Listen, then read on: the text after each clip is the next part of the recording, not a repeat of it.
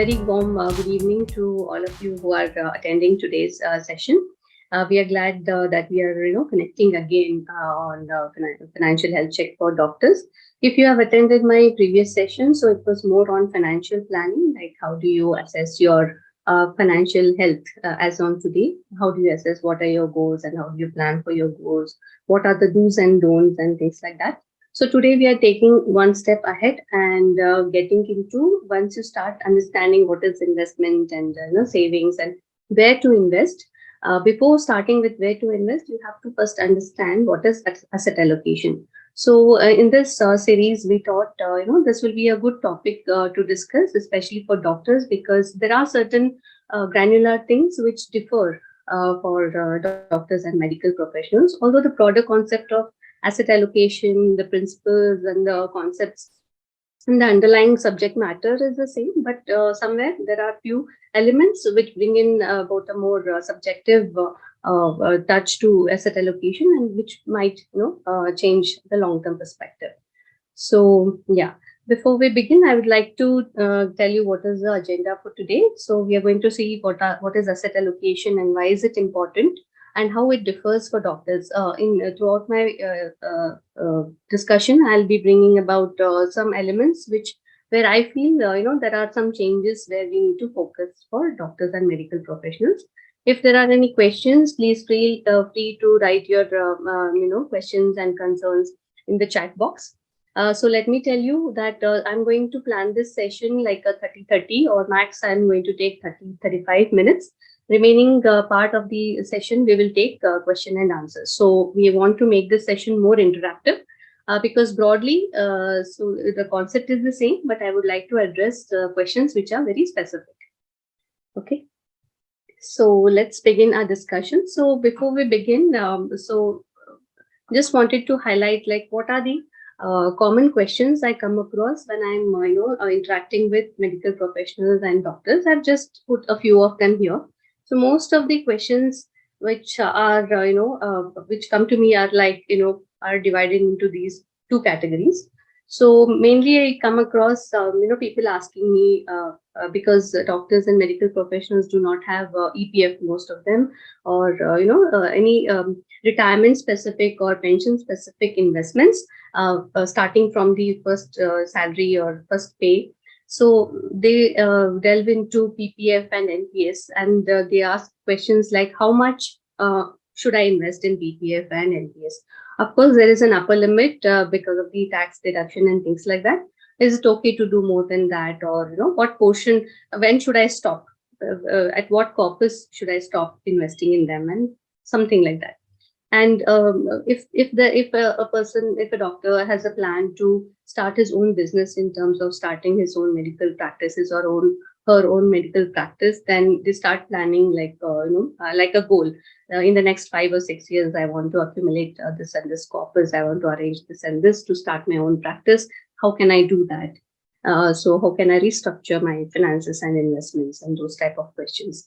So most of the times what happens is because of the lack of time of taking the market related investment route, which involves some committed time to spend, some research to be done. You need to spend time on having a market linked portfolio. So in those cases, sometimes it becomes very easy to leave it in FDs or just invest in real estate and gold. So what is it? I've done this much in my career so far. So am I overboard? So is this less or is this more? So is this something which is acceptable from a normal financial planning perspective? So those are some of the questions. Then we have some questions like, how do I ensure that my retirement corpus is successfully built, which is a sustainable one for me? How do I consolidate my assets and investments? When we talk about asset allocation and risk profile, so how do I determine my risk profile? What are the factors I should be considering? So those are some of the questions. So today's session, all these discussions will be done in a very systematic and structured way, which will help you get answers to these type of queries. So apart from this, if there's anything else, we'll take it up at the end of the session. Ready? So we'll just start. So to begin with, I just want to set the stage here. So before we begin thinking about asset allocation, investment, which product, which investment, and things like that, we should all remember that it is all about discipline and consistency. This applies to any person, any profession, to that matter. Even if it is a student, if it is a teacher, or a person like me who is a wealth manager, doctor. So whatever we are doing, discipline and consistency will ensure us long-term and sustainable results. The same goes with investing as well. So we do not have to let the external factors which are not under our control to affect our investment decisions. As simple as that. So the successful, as Warren Buffett rightly says, successful investing takes time, discipline, and patience. You need to give proper time to or whatever decisions you take today as per your asset allocation. You need to give ample time for it to grow, for it to show that kind of a performance. And consistently and in a disciplined and structured manner, if you do the right things to your portfolio and asset allocation, it will reap good benefits for you, and your goal is met. Ultimately, the objective with which you have started investing, the objective with which you have started this asset allocation journey, will give you the best results. And patience is a must. So I recently got a call from one of my client. Okay, he or she is not wrong, I would say, but as you would have seen that in the beginning of this week, the markets started going at an all-time high. So I got this panic call suddenly saying that markets are at all-time high. Varsha, why don't we stop the STPs or SIPs? So you shouldn't panic. Just stay calm and think for a while. So how many such all-time highs haven't we seen? During this period, 40,000 was also an all-time high. 30,000 was also Sensex where levels 30,000, 40,000 was all an all-time high, right? So I said my answer to the query was, so we don't know whether we are going to see a considerable dip in the market where we can comfortably say that yes, this is a dip, we should invest. We don't know timing. We are not here to time the market. The best way to do it is we follow a discipline and consistency. Let the STPs go, let the SIPs go at whatever levels they are going. Anyway, we are doing it in small portions. We are doing it in weekly manner, monthly manner. So there is a consistency. And moreover, we have a timeline. Our agenda is to have this practice for the next 5 years. Let's do that. Let's stick to that. And also because of the given market situations and economic positivity and everything, so we are of the opinion that the markets are going to go in a steady manner, but short-term volatilities will be there. But on a next coming years, it will be a very good market. So this is like a golden period for Indian investments. So I just calmed down my client giving all these points. So even if you're not having anybody to guide you, so you should always remember that you have started with a time horizon. You have started with a goal in your mind. So just consistently follow the asset allocation steps and stick to that. So investment is all about discipline and consistency, just like any other aspects that we see around, right? So when we talk about asset allocation, we come across the word diversification. So most of the times people feel asset allocation is nothing but diversification. But is that so? No, both are entirely different concepts. Let me tell you how. So diversification is what we do within an asset class. Okay, now what is an asset class? There are 3 or 4 asset classes: equities, debt, real estate, gold. Okay, these are different asset classes as such. Now what we do within equity, what different categories of equity we do, that is an diversification. Equity can be shares also, mutual funds also. In shares, there can be large cap, mid cap, small and micro cap. Same with mutual funds also, large, mid, small. And then we have balanced and hybrid, right? So what we do within the asset class is called diversification. Okay. We usually, when we are diversifying, we usually choose, investments which are negatively correlated. So that if one is performing, the other is underperforming. When the other is underperforming, there is one asset class which is performing better, which gives us stability to the overall portfolio returns. So that is diversification. Then what is asset allocation? Asset allocation, according to me, is a process. It is not a one-time thing. Okay, we created an asset allocation, we stick to it, and we stay there. No, it's a process. It's a strategy as such. We start with an investment strategy. What is the strategy? The strategy is to balance the risk and the returns by playing around, by having a good mix of assets in my portfolio. And how do you determine this? This is determined by an individual's goals, risk tolerance, and time horizon, and also the age of the person. Okay, so this is broadly what is asset allocation. Now, all the three, when we make an asset allocation, we include all the 3 or 4 categories, classes of investments, asset classes, right? Why? Because all of these asset classes behave differently over a period of time, and also behave differently at different market conditions, different economic conditions. They behave differently. When equity markets are performing, you see that gold is not performing at all. Gold related investments or debt asset class. There's a very rare scenario where both of them are performing. Like we have the current scenario. This is something peculiar, which is a global phenomenon. But normally, in a normal situation, we see that these go hand in hand, right? So that is something what asset allocation does to the mix of asset classes we have. So it basically involves dividing an investment portfolio among different asset categories, like the one that we are showing here in the pie chart, right? So some portion of equity, within this equity, how much of shares, how much of mutual funds, right? What is the category of debt?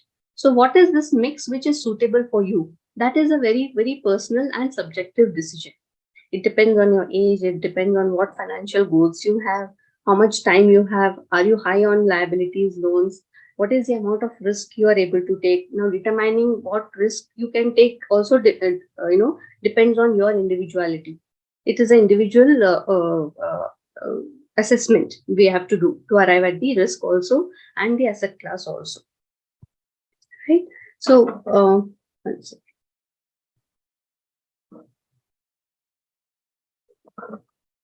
so how is asset allocation determined?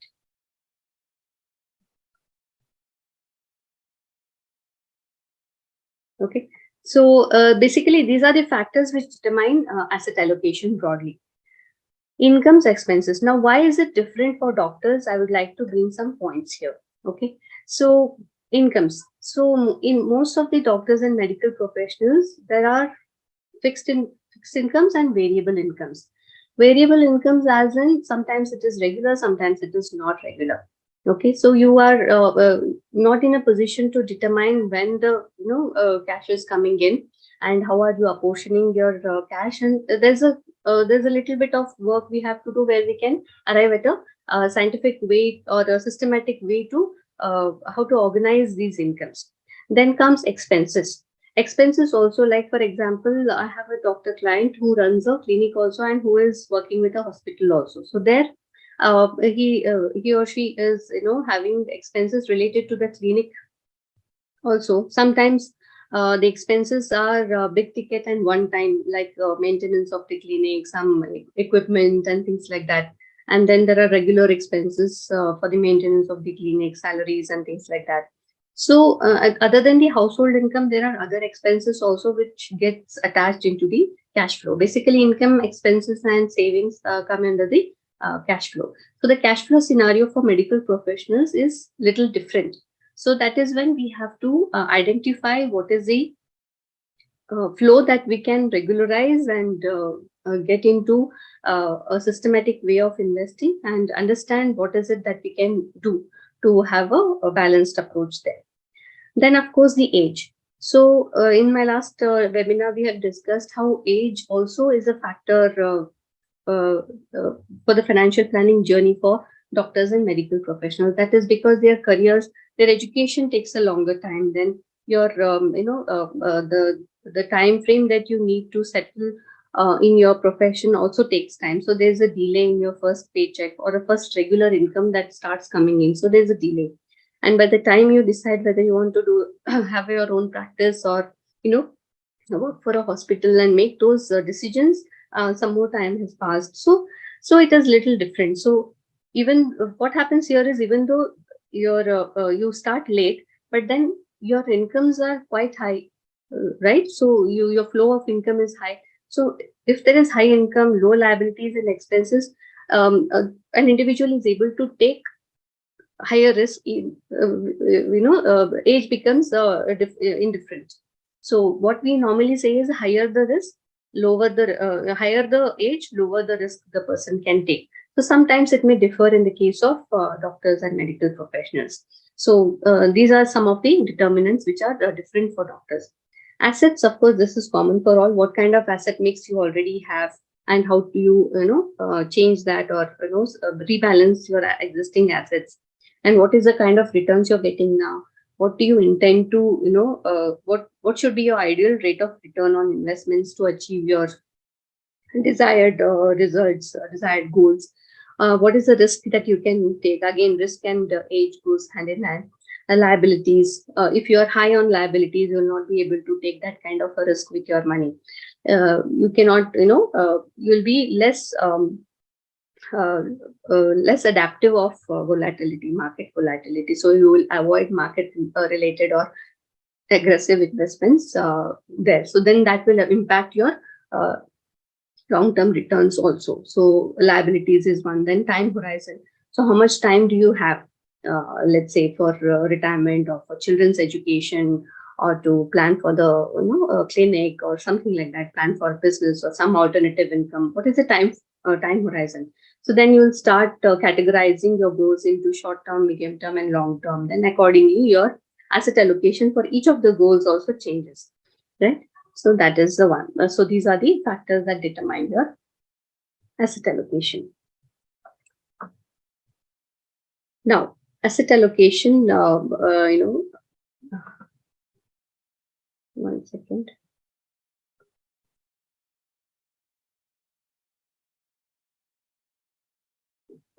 How do they hide? Okay. Anyway, okay. So asset allocation is like, balancing your diet. So it's similar to how doctors recommend having a balanced diet, right? So right amount of protein, right amount of carbs, right amount of greens, vitamins, everything should be there in our daily dose, right? So similarly in asset allocation also, right? I'll give you my own example here. So during the lockdown, I had put on a lot of weight. Okay. So then I started keto dieting. I saw fabulous results in a short while of time. I lost, 5 to 6 kgs. That diet was extreme actually, and I was very happy. Then suddenly something happened in my personal schedule where I was not able to stick to that diet. And slowly I came back to my original diet, and all of the weight that I had lost came back along with 1 or 2 more kgs, right? So that was a bad decision. I went my extreme way. I didn't do it in a balanced way, right? Suddenly started it in the middle of nowhere, and I didn't know that this is not going to be a sustainable one for me. Then what did I do? Then I identified that this is not something which is going to work for me. I need to find out a balance where it is sustainable for me, where even I am losing weight, I am doing it properly. I am a foodie, to tell you. Okay, I like enjoying all the foods. I don't do extreme, junk food or sweets or things like that, but I like to have variety of food. So I thought intermittent fasting is something that will suit me. Okay, I eat everything but in controlled portions, and I do intermittent fasting, and that is something which has worked, and I'm happy with that. So when I was doing keto, I was not happy. I was I was in my bad mood. I used to look stressed and things like that, but that is not the way now. Similarly with exercise also, I saw somebody who was very different from me. My friend actually, she used to go to the gym, and I got inspired. I joined her. I did extreme gymming. There also, I used to get very exhausted. I didn't enjoy it at all. Then I realized that that is not going to work as well. So then I started doing yoga, which helped me. I enjoy doing yoga, and which is helping me. So like that, you have to identify a balanced balanced asset allocation for yourself based on your overall financial health, like how I identified what works with me, with my lifestyle. So you have to identify what is your lifestyle, what are your goals, what are your constraints, what are your do's, what is the kind of risk, what is that step you can take extra, so that you are able to manage everything in a more scientific way. So it is just like having a balanced diet. So now, balanced diet, when we talk about balanced diet, we are talking about a person who is, who can manage a healthy lifestyle, right? When do we know that we are not healthy?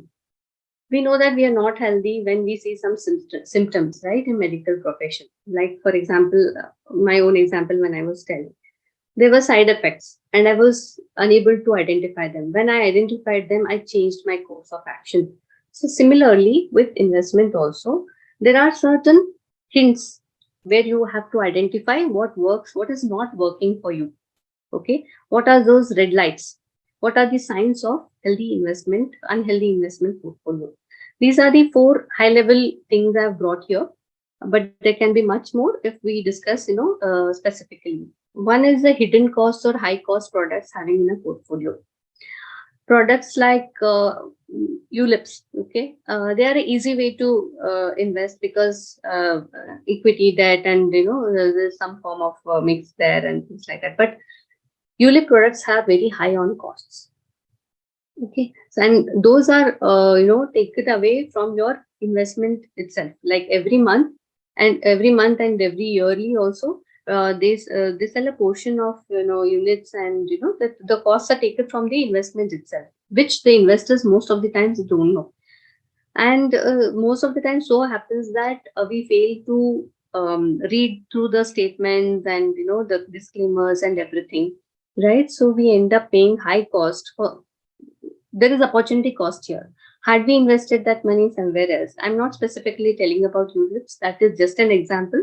So what I'm saying is you have to identify what are the hidden costs for the products, and you should moderately use such products, like even if it is required in your portfolio, to what extent, right? Excessive risk taking, like I was telling my example, right? So I took excessive risk. I did everything extreme. So that was not at all required. Then I lost, and that took a toll on me. So similarly, identify what is your risk level, what is and then take appropriate actions. And if you see something that is not performing in your portfolio from a long time, then you have to do something about it. Even if it means that you are booking a loss at this particular time. But yes, you come out of it, invest it somewhere else where you make up for those losses in the other investment, which is much more competent than the one which is underperforming, right? So you have to identify, if you're paying high taxes, then what you need to do about it. How can you save tax efficiently with the right kind of assets in your portfolio? So these are some of the healthy, unhealthy signs of a portfolio. So you need to identify that. Now, what is a strategic? In asset allocation, we have two categories. One is the strategic asset allocation and tactical asset allocation. Now, what is a strategic asset allocation? Strategic asset allocation is something which is long term. So we start with an asset allocation model today, and it is for a period of 10 years. So that is something which is long term. To tell you in medical terms, it is something like this. For a diabetic patient, right? So the course of action is the same based on whether it is, type 1, type 2 diabetes. They are put on some medications, and that has to continue over a period of time. No deviations whatsoever. If there are some external factors which are causing, any intermittent changes in their sugar levels or something, then comes the tactical allocation. There, with different medications, steroids or something like that are given, and sugar levels are managed. So here to tell you the example of my mother. Okay, she was having arthritis from the age of 45. She didn't know at that point of time. Okay, so the doctor, she used to have knee pain and things like that, but she used to manage with the oil massage and hot water, this thing, keeping her legs in the hot water and something like that. Some treatment, intermittent treatment, and she used to take some, painkiller and manage it. So after 3 or 4 years, she started feeling acute pain and she was not able to go up and down the stairs. There was a lot of discomfort and things like that. When we approached the orthopedic doctor, so he said that this is managed. This can be managed. It depends on you how you want to manage. If you want, after a few years, you can go for a knee replacement surgery because this is going to deteriorate over a period of time, and more so because she had a family history also. So then he gave her options like, you have to maintain your weight, appropriate weight, because the weight should not go on your knees. Then that will cause more pain. So you have to slowly, gradually reduce your weight, then follow physiotherapy exercises that I'm going to tell you. And that was a starting point for her. Then she realized that, yes, this is something what I'm missing, and this is something which is impacting me. From then on, she just followed the steps given by her, orthopedic doctor, and she managed it with yoga and physiotherapy and diet and weight control without anybody's prompting. She did it very consistently. I should really say, I should really appreciate her for that. She managed that for 10 years. So that is something, called strategic asset allocation. After 10 years, there was a point where there was no option then to go for a knee surgery. We had a knee replacement surgery for her. So that is something similar to strategic asset allocation in investment also. What is our long-term agenda? The doctor had given her a time that 8 to 10 years, if you follow my steps, you will be able to manage it without any surgery. After that, we will see if it is really required. So similarly, what strategic asset allocation is, what we start with the objective today for a next 10 years or 15 years or 20 years. It mainly helps in creating efficient portfolios. Now, when the efficient term comes, it is mainly talking about how to optimize the right mix. Okay, for the given level of risk, what are the best returns I can get? So that is a level of that is the kind of asset allocation this helps to build for the long term. What is tactical allocation is what we do intermittently, like based on the dynamic situation. Like for example, if there's a suddenly, like for example, for my mother-in-law, she has osteoporosis, so she has her medication and she's diabetic also. Okay, she takes her medications regularly and things like that. She does her physio exercises, and she manages whatever is comfortable to her. Sometimes because of the cold weather, suddenly the pain becomes acute for her. So in that case, the doctor recommends some painkillers or some steroid there and manages that pain for that period of time. So that is something tactical allocation. Tactical allocation comes in when you're adjusting your portfolio depending on the market situation. Now see, the current situation is that the markets are at all-time high, correct? At this point of time, if you have started an asset allocation with 60% equity and 40% debt, that 60 would have gone to 65 or 70 because all the equities are performing well. So now what you have to do? You have to rebalance your portfolio, book some profits and divert it into the other asset class, which is low on the overall asset allocation, which has gone down in value. So this is something called as tactical asset allocation. Now, before I start to tell you, I have different models. Okay, what are the different asset allocation models for low risk profile, moderate risk profile, and high risk profile, which I'm going to show you, so that it will help you, have it like a blueprint, which will help you in your overall decision making. So before that, we have to understand what is the risk, right? So what is the risk? Risk in general terms, it means when there is something which deviates, when there's some activity which deviates us from achieving the desired results, correct? So same with investments. There is a risk attached to every investment. Okay, FDs have interest rate risk, right? Bonds also have interest rate risk. Equity markets have volatility market risk. So it is like that. So risk is something which is mostly negative deviation from the expected outcome. So now, what are the factors that determine risk, right? Age. First one is the age. As you grow older, your risk-taking capability decreases. If you are a younger one, 30, 35-year-old, you are able to put 70-80% of your savings into equities. So because your time horizon is 20 years plus, so short-term volatilities will not matter to you. But for a person, for a doctor or a medical professional, or for any individual who is around 50-55 years old, slowly they come to 50-50, 50% in equity, 50% in debt. Debt meaning a mix of FD, debt, mutual funds, bonds, and things like that. Only 50% they will take market related, and that too they focus on capital protection more. So large and only large cap is more of a focus there. So like that. So in age impacts the risk taking capability. Next is the income. Stability of income gives comfort and is a major factor to determine what is your risk taking ability. Higher the income, if you feel that you're getting incomes more than your expenses and you're able to save, that gives you a better risk tolerance, right? So if your incomes are impacted by higher expenses, for example EMIs are higher or something like that, then you will take lower risk, because you cannot take high risk with the risk that you have with the liabilities and expenses, because higher the expenses you have lesser savings, and with those lesser savings you don't want to take that kind of a risk.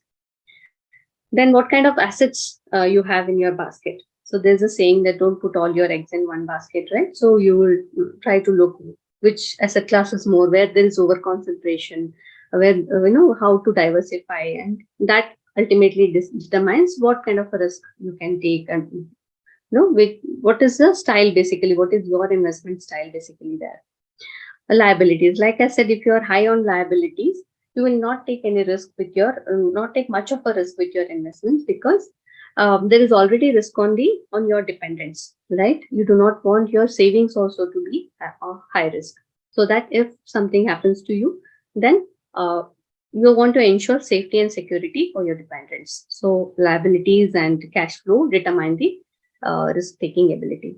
Timing, like I was saying, the longer the time horizon, the better risk you can take. So you can take higher risk. 15 to 20 years, meaning you can take large, mid, and small cap. Also, you can have high allocation, things like that. Now, this is the model asset allocation for low risk profile. So if you are a person who feel that no, I cannot take any risk with my money right now, I cannot put it in market related investments. So this is the kind of mix you should be looking at. 20% in equity, 60% in debt related investments, another 20% can be in a hybrid allocation, like a dynamic asset allocation fund. This is not same as balanced advantage fund.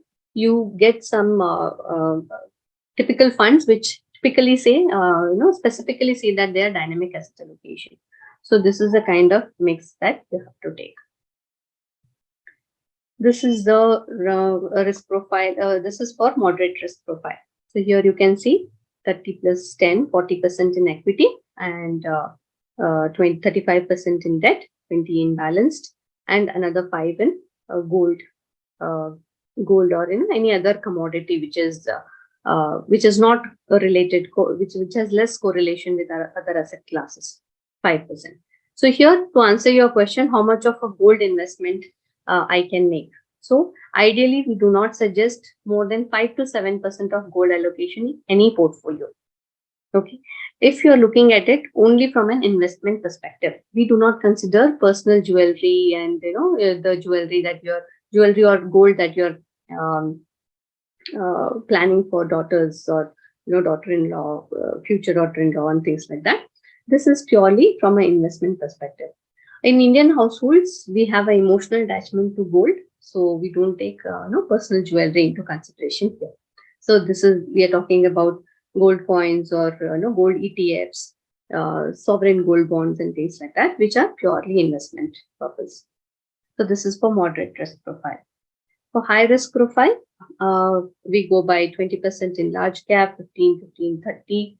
So it's almost like 70% in equity, 16% in debt, 10% in hybrid, and 5% again in gold. So if you see, gold allocation is 5% only of the portfolio. So these are the three types of risk profiles, and this is model asset allocation that we have given You can use this, you can take a screenshot. We can also share this PPT with you so that this is like a blueprint and you can calculate the weights of each of these based on the investments that you have, and you can do it yourself. Like you can understand basically, are you overweight or are you doing good and things like that. Now, when the decision of rebalancing has to be taken, when you put your numbers here and assess that you are overweight on something, and when is the timing to do a rebalancing, right? When should you be taking that decision? What should I do? Now it is all-time high. What should I do? So you have to go to look at the PE ratio, the Nifty PE ratio, basically. PE ratio is nothing but price to earnings ratio. This you can get very easily on the Google if you do, right? You can use Money Control or anything. Price to earnings ratio. What it says is, what is the price you are paying today for the equity investments versus the earnings that you are getting through that investment. Okay. If the PE range is between 25 to 30, it means that the markets are very expensive, overvalued, highly overvalued markets. So what you should be doing at this point of time, you should reduce your equity allocation. This will be a good time to book profits because equities are doing very, very well. You can trim down your equity allocation, you can book profits and divert it into other asset classes. 20 to 25, yes, again, the markets are expensive here. What you can do is you can just hold on to equity allocation. Don't add anything at this point of time. Expensive and very expensive market timings are such that you should not do too much of investments at this point of time. Whatever you're doing slowly in STPs and SIPs, that can keep on going. But you should not look at overdoing or lump sum investments. Market acha hai, abhi zyada paise dalenge, that is the wrong concept. You should buy low and sell high normally. So when the markets are expensive, 20 to 25 PE range, you should hold the equity allocation and do not buy more. 15 to 20 is a fairly valued market, 15 to 20 PE ratio. So at this point of time, you can buy, right? You can step up your SIPs, you can step up your STPs and start moving from debt to equity. This is the portion. So what happens when the markets are expensive? You have moved out of equity and parked your money, you have done profit booking and parked your money in debt or savings fine. Debt is an ideal one. So from now, when the market valuations have come down slowly, you can start moving from debt to equity, right? So what happens during these times is markets can suddenly go down. It all depends on the economy, of course, but there are chances that it can go down, go up. Volatility will be there. To maintain that volatility, your debt is protecting you because you book profits and come down to debt. So now you can see that the markets are becoming safer to invest. You can start moving from debt to equity. 12 to 15 is a range which is, most of the stocks will be undervalued. Okay, you can get good stocks at a very, very reasonable and attractive prices. So this is a time when you buy heavy. You buy and accumulate at this point of time. Extremely inexpensive is the case when the market P is below 12. This is a rare and extreme scenario. But here, what we do, if you have lump sum, money lying around, you can just, buy at one shot and go heavy on buying, extreme on buying. So this is what it is. Now we are coming to the end of the discussion. So what is the importance of asset allocation? Asset classes can be volatile. So this asset allocation will help you to reduce the volatility and generate superior risk-adjusted returns. This happens especially when the assets are negatively correlated. That is why we say that you should have a good mix of asset allocation. You can make use of the asset allocation models that we have given, the 3 asset allocation models. A little bit plus 5%, plus or minus 5% deviation is fine. But if there is a heavy deviation of 20% or something, you should try to bring it to moderate levels. Which asset allocation helps investors keep a long-term perspective. So you should always have a long-term perspective. Like in my financial planning, the previous webinar that I did for doctors, I said that goal-based investing is a very good approach. Otherwise, investment becomes like shooting in the dark. We don't know why we are investing, to what time horizon, when we should be coming out of it, and things like that. When you have a set goal and timeline in mind, and you have started, working towards it, then you will not bother about coming out, market ऊपर गया अभी क्या करना है. All those thoughts will not come. Consistency and discipline will be your mantra for keeping a long term perspective. So this also helps you avoid the knee jerk reactions that uh, that are very likely. It's a human tendency. We see so much of news, we see so much of information. Our friends are there to tell a lot of things, and we just get carried away, and sometimes we end up doing what was not required. Average stock and bond investors have underperformed in their quest of chasing superior returns from time to time. So you should be aware of these things. So what is the importance of asset allocation? To sum it up, diversify to reduce your risk, maintain asset allocation as per your risk profile, which is very, very important. Identify what is your risk capability and have the asset allocation as per your risk profile. Strategically maintain and realign your asset allocation periodically. At least once in a year, you have to revisit. If you absolutely don't have time, make sure that once in a year, at least you sit and look at your portfolio and try to do rebalancing and realigning your portfolio.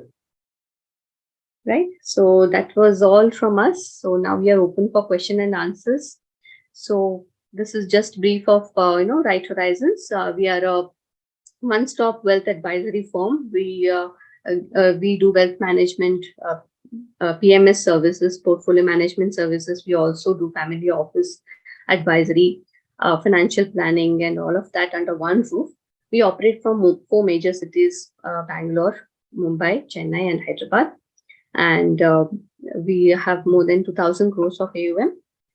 So we have been in business from 18, 19 plus years, and that's about us. So now we are open for questions.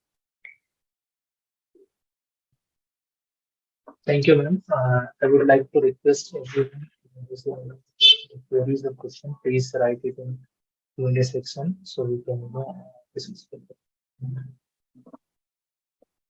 So we have one query in Q&A section, chat box, ma'am. Yeah. How do we know what is present PE? How do you know what is present PE? Yeah, you can do a Google. Presently, the markets are overvalued. It is more than 24, 25 now. So usually every day it changes. Okay. So every day you will have to see what are the market levels, what are Nifty levels, and you get the market PE easily on NSE, BSE website also. Okay, thank you, ma'am. I think when you were explaining about the volatile market, we got one query. Looking at the world is heading towards recession, which definitely makes sure that the correction is around the corner. Then should we not redeem from equity? Can we have that on the screen, Sanjay, if you don't mind? Yes, ma'am. The question is that actually that is in Q&A section. So sorry, chat box. You can open and see if. Okay, 1 second. Chat box, right? I have opened the chat box actually. So is this the first one? Yeah. Yes, Okay. ma'am. You definitely make sure that the correction is round the corner, then should we not redeem from equity?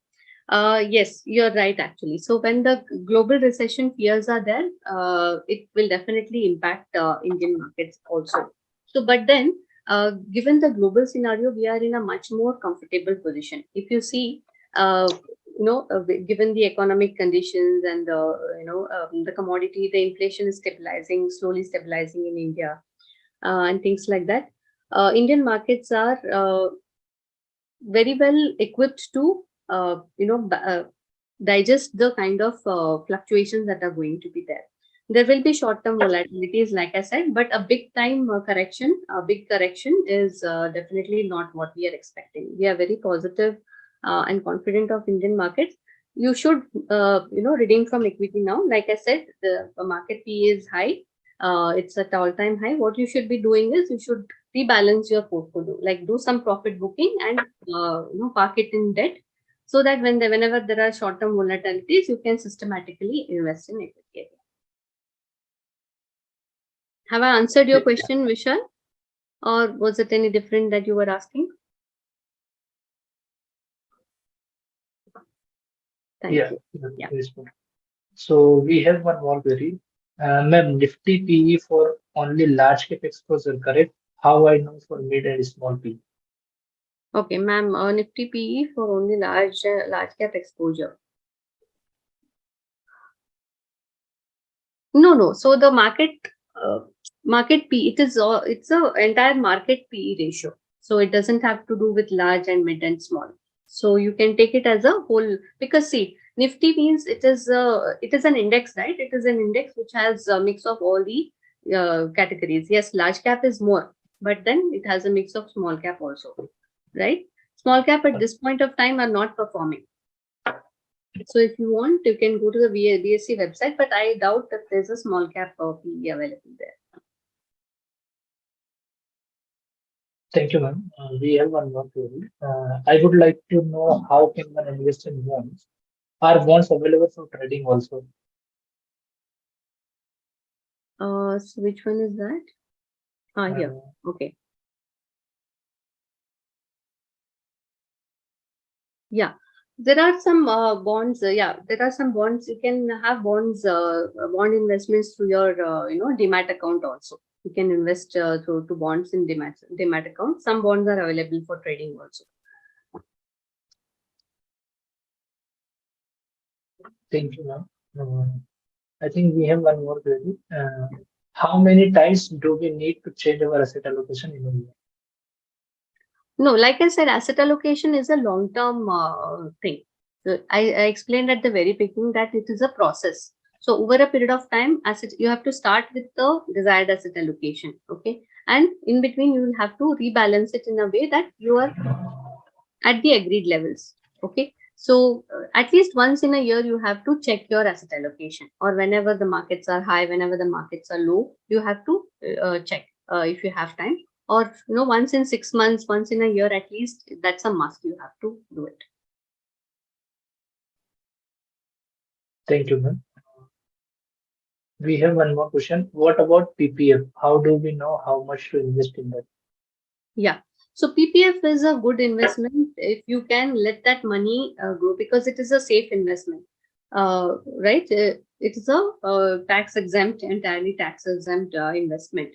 So 1.5 lakh is only allowed in PPF contributions, right? Whatever you invest more than 1.5 lakh becomes taxable. Okay. So how much is enough? Once you have reached a corpus of like 50-60 lakhs in a PPF, then I think you should revisit and see whether now what happens is PPF becomes a debt category. It comes in the debt category. So on an overall asset allocation basis, you have to see how much is your debt component in your overall asset allocation structure. So if debt is more, then you have to start diversifying. You have to stop, or you have to minimize the investment there and start diversifying. Because overdoing debt, if you are in a position to take higher risk, and if you have a longer time horizon, then it is better to have some equity exposure rather than investing in PPF. Of course, you can extend it in a block of 5 years. If you do not have EPF, PPF is a best one to have. Have as a tax-free investment to build your retirement corpus. That's a good way. Like I said, you have to again check with the overall asset allocation. Thank you, ma'am. We have one question in Q&A session. Does higher PE also is an indicator that there is a chance of bonus share allocation or any other factors favorable for investors? Yes, there could be. It depends on the company specific, actually, the management specific decisions. But more likely during these times, there is some trimming they do with bonus, by giving bonus shares and splits and things like that. Yeah, that can be. It is not an indicator. It is like very subjective. It depends on the company and valuation of that particular share. Thank you, ma'am. We have one more question. Is there any way one can understand asset allocation for rupees 1 lakh per month return from next 3 to 5 years? Set allocation for 1 lakh per month. Okay, for the next 3 to 5 years. Yes, you can use the same asset allocation models that I showed in my PPT. Okay, so you can identify whether you are moderate, low, or high risk. Your SIP is 1 lakh, again needs to be split in this fashion. 1 second. Yeah.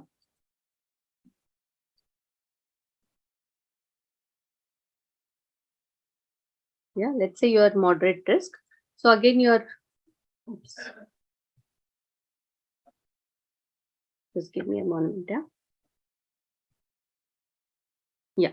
So let's say you're moderate risk. So again, your 1 lakh should be split in this categories for SIPs. So here, what you can do in debt investment, you can put lump sum, but SIPs are also available if you want to gradually accumulate in debt also. So you can split your 1 lakh in as per these weightages. Thank you, ma'am. Yeah. We have one or two more questions. Yeah. Which is the time to enter dynamic bond fund, because nowadays bank FD rate new. If FD rate less, will focus dynamic bond fund, or please give me some ideas for to invest dynamic bond fund and other debt fund also. Yeah, dynamic bond funds are better than FDs for sure. Uh, to that matter, dynamic debt funds, debt mutual funds are also better than better than FDs.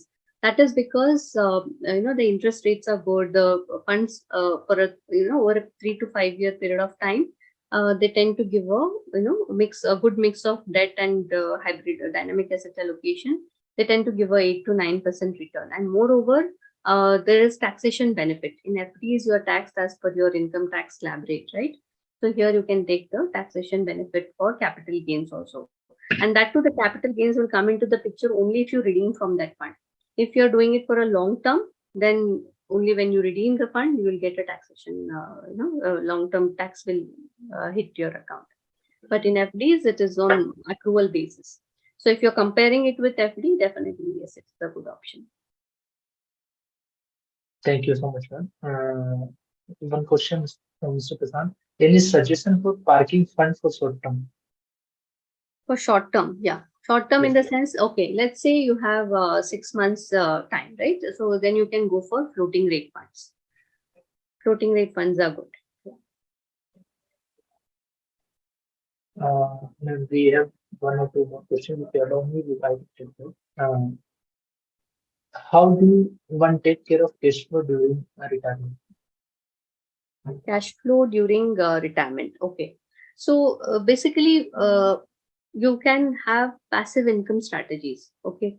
So during your earning periods, you should also have some allocation towards passive income type of investments. For example, there are guaranteed income plans, right? So these plans, how they work typically is, you get a 5, 7, or 10 or 12 year payment period, premium payment period, and there's 1 or 2 years cooling off period, and then the payouts will start, yearly payouts will start. So these kind of products will ensure some passive cash flow for you, right? Without having to worry. These products are completely tax free, right? So some, at least 25-30% of your expenses are taken care with these kind of products. So that is one. Secondly, you can take the help of equity SWPs. SWPs are systematic withdrawal plans. So systematically every month you can, once your corpus has reached, you can start systematically withdrawing from your equity corpuses. Another way is that there are dividend paying funds and dividend paying stocks which you can make use of to plan your retirement cash flow.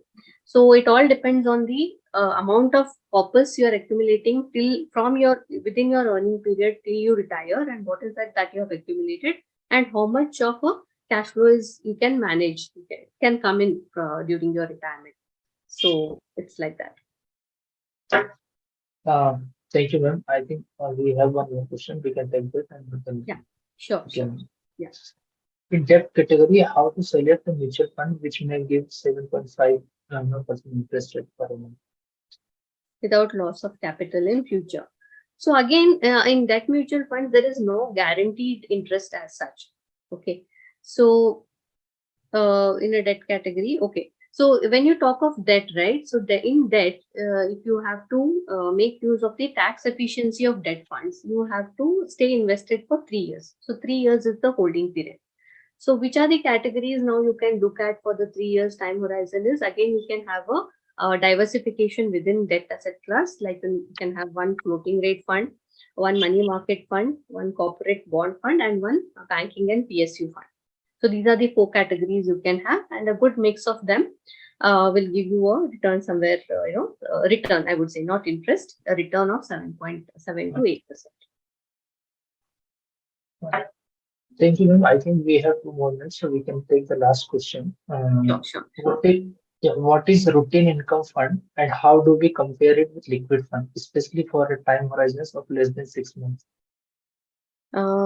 Can you type it? Can you paste it here? Ma'am, it's there in Q&A section, ma'am. Q&A. Okay, let me check once. Yeah. Yeah. So what is routine income funds? And how do we compare it with liquid funds, especially for a time horizon of routine income funds? This is something new. I have not come across this. Let me do some research and write back to you, Mr. Prashant.